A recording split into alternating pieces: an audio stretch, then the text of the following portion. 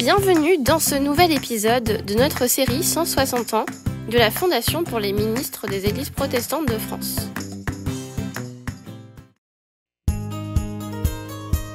Aujourd'hui, c'est à Chomérac, un village pittoresque de l'Ardèche, que nous posons nos caméras pour rencontrer deux pasteurs retraités au parcours fascinant. Embarquons ensemble pour un voyage au cœur de leur quotidien, marqué par une vie de service et de foi. Bernard Herbster, originaire d'Alsace, a consacré une grande partie de sa vie à sa région natale avant de répondre à l'appel de la CEVA pour une mission au Cameroun, où il a apporté son soutien et son expérience. De son côté, Françoise B, ardéchoise d'adoption, a mené son ministère dans la Drôme, l'Hérault et le Gard, avant de prendre sa retraite en 2020, après 4 décennies de service pastoral. À travers leurs témoignages, nous découvrirons pourquoi ils ont choisi Chomérac pour leur retraite et ce que cette région représente pour eux.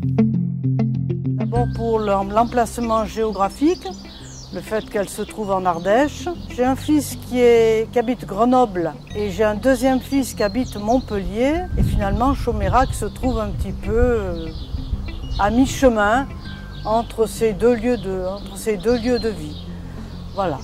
J'ai choisi aussi ce lieu parce que la maison m'a plu tout de suite. Le cadre, l'environnement, le calme. Et puis, il faut bien aussi le reconnaître pour des raisons financières, puisque le loyer est quand même très en dessous des loyers pratiqués. La maison, elle est extrêmement agréable, située dans le village, tout en ayant un espace très agréable au niveau de verdure, avec un voisinage très sympathique. Ensuite, le logement, quand je suis arrivé, le logement était vide, il y a des grandes fenêtres, c'est lumineux et je suis resté la bouche ouverte un certain temps. J'ai dit, banco, je prends.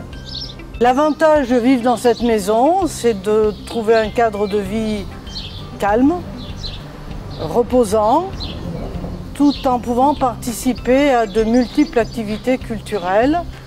Notamment, je participe à la une chorale de Chomérac. Possibilité aussi de faire de la randonnée en vélo, à pied. Voilà, profiter d'un lieu de culte à proximité, même si je n'y vais pas systématiquement tous les dimanches. Mais voilà, la présence d'une communauté est aussi très agréable. Voyons maintenant comment ces deux pasteurs cohabitent, s'épanouissent dans cette maison et comment ont-ils trouvé leur équilibre dans cet espace commun. Bon, ça se passe bien.